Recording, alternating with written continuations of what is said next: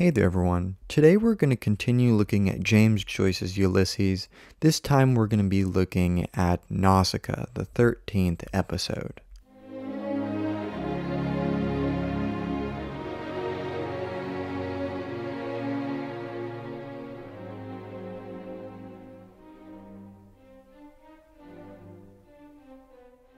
This episode parallels the Homeric episode in which the storm-tossed Odysseus has been left at bay and is assisted and nursed back to health by Nausicaa and her maids, hence the name of the episode.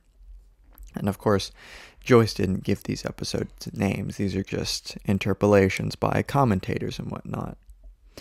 But in large part, this episode offers respite to the reader and to Bloom, just as it does to Odysseus in the Odyssey.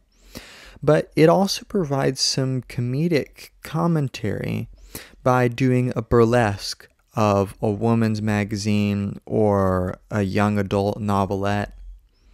And the tone is both satirical, yet it's filled with pathos and empathy and genuine respite from the torrential previous episode, which is Cyclops, which I've done a lecture on if you're interested in.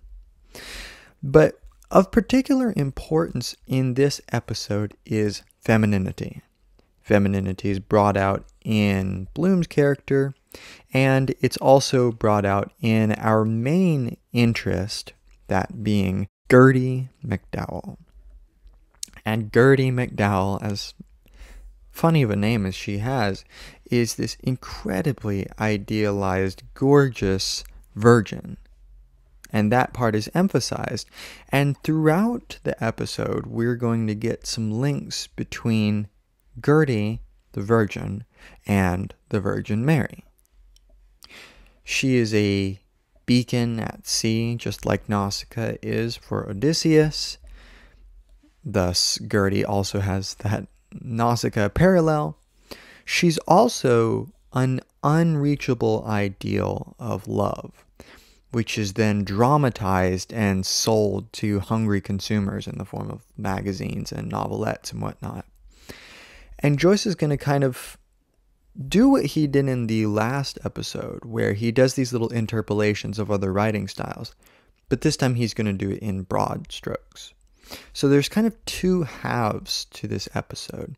The first half is in the style of this burlesque that I talked about.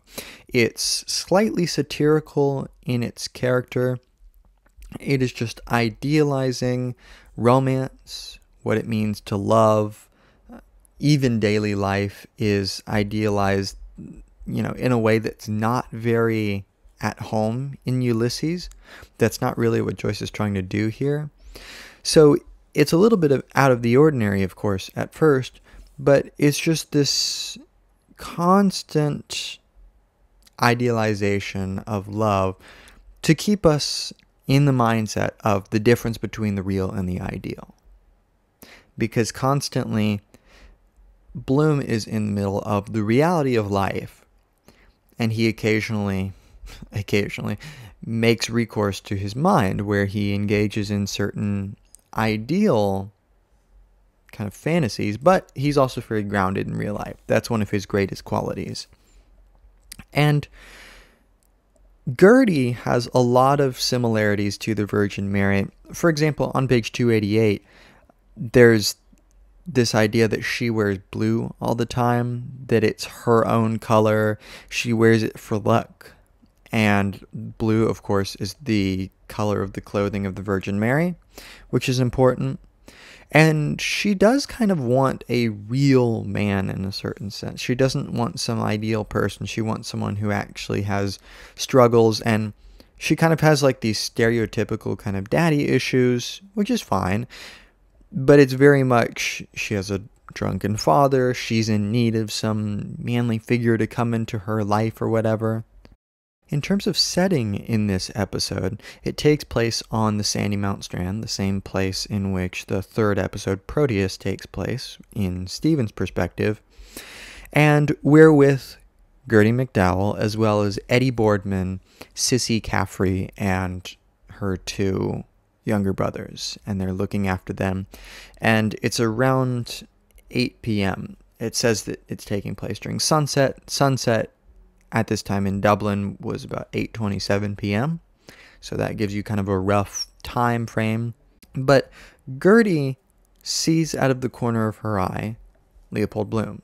And at first you're trying to figure out who this character is that she sees, because it doesn't go out and say that it's Bloom, but you can kind of pick up on it throughout, and it tells you explicitly kind of right towards the end of the first half of this episode when the burlesque comes to a close. But she sees Bloom at one point, and she was sincerity itself, one of the bravest and truest hearts heaven ever made, not one of your two-faced things too sweet to be wholesome. So she's a real person, and she sort of sees this mimicked in Bloom's perspective. Bloom is referred to as the gentleman throughout. And it says, the face that met her gaze there in the twilight, wan and strangely drawn, seemed to her the saddest she had ever seen. And this is one of the important themes in this episode, is sadness of, being a weary seafarer and in need of resuscitation. And Bloom does this in a bit of a unorthodox way. He masturbates to Gertie. And this 13th episode, everyone thinks that Molly's Soliloquy, the last episode, is the one that got the book originally banned in the US, but actually it was the Nausicaa episode. And it's really not that explicit. I'll talk more about that when we get to it, but I'm just kind of surprised that it did get it banned, but that's just how it is, I guess. But continuing with that theme of longing, it says, he was in deep mourning, she could see that, and the story of a haunting sorrow was written on his face. So there's an appeal here of seduction and mystery, and also the need for connection, which is it's incredibly romanticized for Gertie. And for Bloom, he's just living with the reality of his wife is having an affair right now with Blazes Boylan. And, the great question is, to what extent does Bloom know that? He, of course, can reasonably deduce as such, but the question of if this is 100% certain is, of course, up in the air. But Bloom is in need of a companion. He needs someone who he can seek refuge with. And we get as much when Gertie is called refuge of sinners, comfortess of the afflicted. And this is sort of a parallel with the Virgin Mary, right? And this is symbolic for femininity in general. It is refuge for the wayfarer. It is the comfort of the one lost in the sea of life. Because Joyce does this really interesting thing where water is of big importance, and the ocean is symbolized as the father, right? It's this pure flux of waves that can tear apart anything. It's got this masculine terror about it. And then rivers, such as, for example, Anna Liffey, or the River Liffey, take on this symbolic signification of the feminine. It is the birther, right? It comes out of the ocean, kind of goes into the land, penetrates inwards in a way where it gives birth to new societies, new towns, gives birth to industry. Also, femininity, in the very literal sense, gives birth to new things. So there's this sort of positive aspect about femininity in general that's being accentuated here. How she is called, for example, a blessed sacrament, again linking her to the Virgin Mary. And it's important to note that while all this is taking place on the Sandymount Strand, nearby in a Catholic church, the benediction is occurring. And it's important to note that the benediction is a service which stops short of real communion. You don't actually take communion. The Virgin Mary is hymned, the sacrament is exposed, but no one partakes. And that has a lot of symbolic significance for Joyce.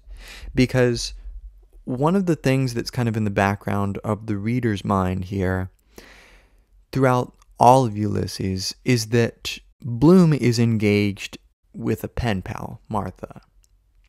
They send these letters back and forth where, she's like calling him naughty boy and whatnot, and there's kind of a flirtatious attitude. There's some inklings that she has tried to get in touch and physically meet up a few times, but Bloom has always denied it. He tries to keep his distance. There's a quote of something like, no roses without thorns. And that's very indicative of Bloom knows how to keep his distance. He knows the difference between the frivolous goings-on of relationships versus passing into adultery. And of course, we can only judge this insofar as they have a sort of consensual idea of what does it mean to cheat, where does that line exist. It's different for different people.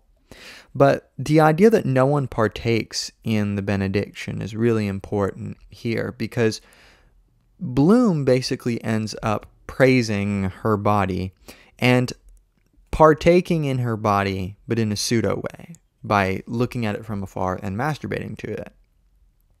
And this has a lot to bear on Bloom's character, because he maintains, for example, a scathing politeness. And so does Gertie as well. She's very, not uptight, but very formal and kind of trying to play around and see, is Bloom my ideal man? Can I kind of tease him a little bit? And of course, this is one of the big things, is Bloom becomes an ideal for Gertie, and Gertie wants to transform herself into the ideal woman who's willing to sacrifice everything, who's willing to serve. It's a caricature of real love that's the hallmark of this burlesque style. But throughout this, they're basically trying to make that connection, and Bloom knows to keep it at a distance.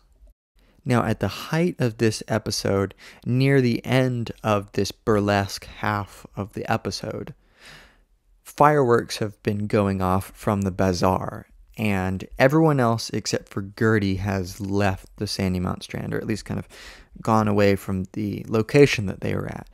And we've got this sort of innuendoed way of talking about Bloom getting an erection and then Bloom masturbating.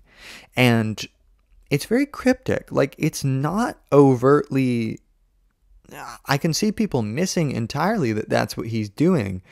I'm not sure that I would have understood that's what he was doing if I hadn't had just a little bit of background about this episode in general before reading it. But, for example, it says that a long Roman candle was going up over the trees, up, and in this tense hush, they were all breathless with excitement as it went higher and higher, and she had to lean back more and more to look up after it, high, almost out of sight. And her face was suffused with a divine, an entrancing blush from straining back, and he could see her other things too. And right now she's leaning back to show her her underwear and the rest of her legs and whatnot to Bloom from afar. And it kind of continues with this talking about it went so high. And, we're talking about the Roman candles, which is itself a fairly phallic object when you look at it. So there's like a very low-key kind of implication and euphemism that, oh, this is about his erection. The fact that it's up and up, higher and higher, high, it went so high. Very obvious what's going on here. And then towards the end, and then a rocket sprang and bang, shot blind blank, and oh, then the Roman candle burst, and it was like a sigh of oh, and everyone cried, oh, in raptures, and it gushed out of it a stream of rain, gold hair threads, and they shed, and they were all greeny, dewy stars, filling with golden, oh, so lovely, oh, soft, sweet, soft. That's right. That's his orgasm, and it's kind of masked by the imagery of the fireworks. But of course, you can kind of tell that it's not just about fireworks, the way the O's and the ahs kind of penetrate into this and the extreme imagery. I mean, the kind of streams and whatnot. It's maybe not the orthodox way that you would describe fireworks, but it's close enough where you could keep it hidden. And this is an important thing to mention is, even though Joyce is famous for being obscene in a sense, this book was banned for obscenity in the US when it was first published in France, but it's constantly being hidden by euphemisms. This is like a hallmark of the time. Like, he's not, this would be totally benign to readers nowadays. We've got all sorts of romance books. 50 Shades of Grey would go way above this. So it's just interesting to see the difference in kind of literary standards, for example. And then right after this happens, this is the key moment, this is the key turn that's going on, is she sort of has this moment of reflection. She gives a pathetic little glance of piteous protest. And we sort of flip such that we go into Bloom's perspective, pivoting off of this orgasmic moment. And she suddenly kind of is like, snaps out of it or whatever, and she says, what a brute he had been. At it again? A fair unsullied soul had called to him, and wretch that he was, how had he answered? An utter cad he had been, he of all men. But there was an infinite store of mercy in those eyes. For him, too, a word of pardon, even though he had erred and sinned and wandered. Should a girl tell? No, 1,000 times no. That was their secret. Only theirs, alone in the hiding twilight. And there was none to know or tell, save the little bat that flew so softly through the evening to and fro, and little bats don't tell. And the implication of guilt here is really important, of course. The theme of guilt and sin is in this book from the first episode, in which Stephen is struggling with his dead mother, who on her deathbed had asked Stephen to convert to Catholicism, and he denied her wish. So this unrequited wish stands as Stephen's sin. And Bloom, of course, has this lurking sin kind of in the back of him, solely insofar as he has some kind of weird business deals that he's done that's mentioned in the Cyclops episode, and this kind of raises tension against him. Also, he's just kind of a wanderer or an outcast, and he sort of internalizes in little bits this oppression that's been put upon him, these stereotypes and whatnot. But he's fairly defiant of standing up for himself in Cyclops and being like, no, I am part of a race who has had injustices done to them and whatnot. But still, there's this sort of, mystery is packaged up here in the form of the secret, of the pact between two people who have just, she's been violated, but also he's been violated a little too. And that's important, because that kind of links them together. The text continues, their souls met in a last lingering glance, and the eyes that reached her heart, full of a strange shining, hung enraptured on her sweet flower-like face. She half smiled at him wanly, a sweet forgiving smile, a smile that verged on tears, and then they parted. So there's this sort of almost happy ending that's going on here. And Bloom is going to go on to reflect on this, and we can kind of see what it's like. But for example, for her, she ends up menstruating just after that. So that's kind of the little nudge of, well, things didn't actually get consummated. Nothing actually happened. Just like in the benediction, we didn't actually partake. But we got this ideal glance from afar. And there's this sort of telepathic understanding between them that, okay, they both gained something from this. It was a passing encounter. Bloom even sends kind of thank you to her in his mind at one point, and that it was good for him. But there is a link that's going on here that's only an ideal link. And that's one of the important things, is that just like Odysseus and Nausicaa, it's just a passing part of this longer journey. So it's not like things just suddenly, it's not really cheating in a certain sense. Bloom certainly doesn't see it that way. He's still going to try to hopefully go back and figure out what's, go home and see what's going on. And there's an interesting little spot where earlier in the burlesque section, one of the characters had come up, I believe it was Sissy, and had asked for the time from Bloom, and Bloom's watch was broken. And he looks back down at it and he says, "Funny, my watch stopped at 4:30. Dust. Shark liver oil they used to clean. Can do it myself. Save. Was that just when she? Oh, he did. Into her. She did. Done. Ah." So right, he's thinking here about how 4:30 would have been right around the time when Boylan and Molly would have consummated their relationship together. And that's the sort of prophetic aspect of Bloom's life that kind of goes into here.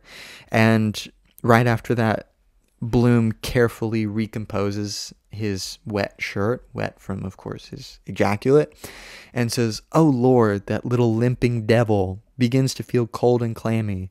After effect not pleasant. Still, you have to get rid of it some way." And of course, he's talking about his member here, but the way that it's described is at least benign, but there's a hint of it being kind of pathetic, right? It's a little limping devil. It's put in a light that's not so favorable. It's not this maximum state of like phallic masculinity. It's a sort of feminine approach to his member, feminine in the sense of the way feminine is satired in the beginning. And then there's an interesting little part that happens here where, for example, Blazes Boylan has got a song in Bloom's head about these lovely seaside girls. Those girls, those lovely seaside girls. That's one of the most important auditory themes that continues to come back in Bloom's mind is this song, because of course it signals the looming presence of Blazes Boylan in the back of Bloom's mind. And on page 304, it says, "Didn't look back when she was going down the strand. Wouldn't give that satisfaction. Those girls, those lovely seaside girls. Fine eyes she had, clear. It's the white of the eye brings that out, not so much the pupil. Did she know what I... Of course, like a cat sitting beyond a dog's jump." So there's this implicit understanding that, okay, she actually saw what he did, and she kind of willingly took part in it. And insofar as this lovely seaside girls motif comes back, Bloom has partaken in Molly via this fantasy with Gertie, which is kind of interesting. And then there's this little telepathic moment of communication. "And then Gertie beyond the curve of the rocks. Will she? Watch, see. Looked around. She smelt an onion. Darling, I saw all. Lord! Did me good all the same. Off color after Kiernan's, Dignam's. For this relief, much thanks." So there's this sort of telepathic communication where he imagines her talking to him, saying that she saw what happened, and he's like, whatever, did me good all the same. It was a sort of way for Bloom to unwind, in a sense. So it's very down to earth in the general feeling of Bloom's character. Now, as Bloom's thoughts go back to Molly, he says, "Curious she, an only child, I an only child. So it returns, think you're escaping and run into yourself. Longest way round is the shortest way home. And just when he and she, circus horse walking in a ring, Rip Van Winkle we played. Rip, tear in Henry Doyle's overcoat. Van, Brad Van delivering. Winkle, cockles and periwinkles. Then I did Rip Van Winkle coming back. She leaned on the sideboard watching. Moorish eyes, 20 years asleep in Sleepy Hollow. All changed, forgotten. The young are old, his gun rusty from the dew. Bah, what is that flying about? Swallow? Bat, probably. Thinks I'm a tree, so blind. Have birds no smell? Metempsychosis. They believed you could be changed into a tree from grief. Weeping willow. Ah, there he goes. Funny little beggar. Wonder where he lives. Belfry up there, very likely. Hanging by his heels in the odor of sanctity, Bell scared him out, I suppose. Mass seems to be over. Could hear them all at it. Pray for us, and pray for us, and pray for us. Good idea, the repetition. Same thing with ads. Buy from us, and buy from us. Yes, there's the light in the priest's house. Their frugal meal. So what's happening here is we've got this idea of the cyclical nature of things, that in going through Molly, he's gotten back to himself in a sense, which is of course this speaks to kind of the larger kind of metaphysical ideas in Joyce's framework, and I'm going to do a whole lecture on Joyce's metaphysics because I think it's pretty important, and it actually has a lot to do with other kind of postmodern thinkers that I'm really into. But there's, of course, this dramatic change that's happened, right? Of after their kid died, all has changed. Things have been forgotten. Their love has been forgotten, in a sense. So he is trying to maybe go through Gertie to try to reignite something like that. And, of course, in the back of Bloom's mind throughout this is the fact that he saw this super pretty girl, and he was trying to just look at her, and then he was interrupted, and that kind of is in the back of his mind. But then there's this bat that's flying around, and he kind of puts in here metempsychosis, which is one of these themes that keeps coming back, this transmigration of souls kind of thing, of different souls in the same body, which of course is important because Gertie, for example, also has the soul of the Virgin Mary in a sense, also has the soul of Nausicaa, also has the sort of mirror image soul of Molly. So that's just kind of a symbolic aspect of Joyce's texts where a lot of meanings can be put into the same person and things like that. And then, for example, he's talking about the Mass being over and they're having a meal after, and talking about the repetition of the idea of prayer and how it's just like a business with ads, just buy from us, which is just kind of a cool little comment on the repetition of religion, for example, and of how it kind of is consumerist in nature. But this links to metempsychosis when he says, colors depend on the light you see. Stare the sun, for example, like the eagle, then look at a shoe, see a blotch, blob, yellowish. Wants to stamp his trademark on everything. Instance, that cat this morning on the staircase. Color of brown turf.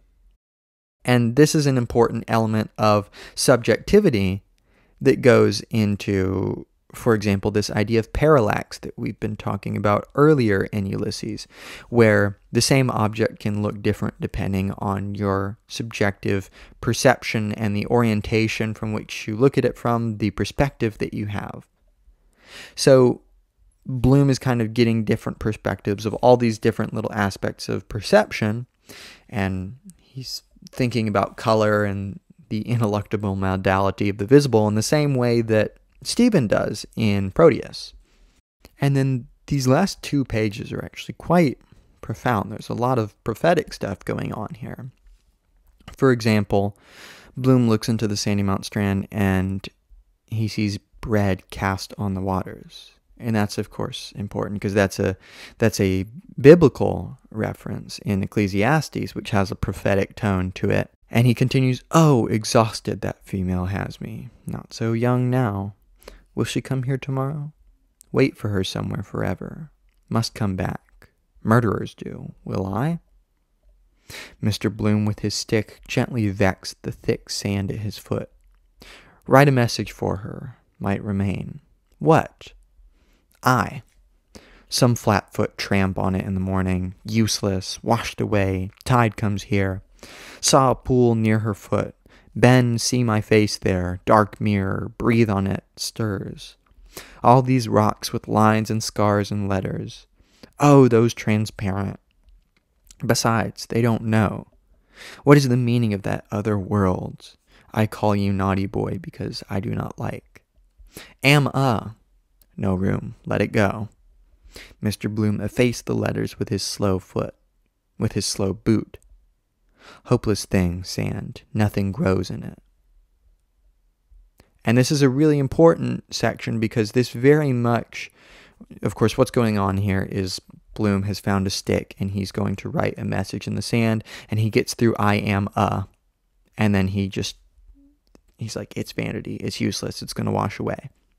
which, considering we have the bread cast on the waters quote from Ecclesiastes, this very much is in line with the general ecclesiastical message of vanity, of hevel, of the fleeting nature of things, which kind of makes him think, what's the point of leaving the message? That's just going to lead to me repeating the past, which is something Bloom doesn't want to do. He wants to try to move on. He wants to try to do something new, and he has to cope with these things throughout all of the text. And an important little thing that I've seen in some commentaries, which I'm not so sure of, but it's interesting to point out, is that the I am A could also be I am Alpha, as in I am the Alpha and the Omega from Revelation. It could also be the I am from Exodus, right? The proclamation of God's name from God's own mouth. And then there's a funny little prophetic moment here, which is really symbolically significant. He flung his wooden pen away. The stick fell and silted stand stuck. Now, if you were trying to do that for a week on end, you couldn't. Chance. We'll never meet again, but it was lovely. Goodbye, dear. Thanks. Made me feel so young. So first off, we've got this sort of empathy that Bloom has reconciled with towards Gertie. It's a very kind of Christ-like approach I've seen in some commentaries, that there's kind of this acceptance of, there's even an acceptance of Boylan later on, of just saying, let him, no harm in him, just a few, of kind of just like, oh, things are vanity, let's let it go.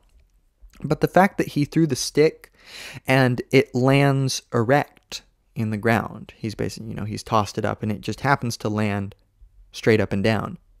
Of course, that's some phallic imagery right there, which testifies to the random chance that Bloom has succeeded, that a prophetic vision has been given to him that something might, succeed in the future. And as Bloom falls asleep, we get cuckoo, cuckoo, cuckoo, and we get that 3 times. So that's a total of 9 cuckoos, which of course signals 9 p.m., but it also signifies that Bloom has been cuckolded, which is an important aspect of Bloom's character, and it's just really interesting how Joyce was able to fit that in there. So I hope this has been helpful in terms of understanding this episode. Lots of interesting stuff in here, and I think this is a really approachable one for seeing the usage of symbolic messaging in Joyce, for seeing the use of obscenity in Joyce, and it's just kind of got all the stuff that makes Joyce what he is. The burlesque, the ability to master the English language, the very clear imagery and symbolic undertones. It's got everything. So with that being said, I hope this has been helpful. Check out some of my other lectures I've done on German idealism, postmodernism, gender theory, other literature. Become a channel member for $5 a month and gain access to, among other things, a private philosophy Zoom, which you can tailor to your needs. I also have super chats available where you can give me a little contribution if that suits your fancy. That's it for this lecture, and I'll see you in another one.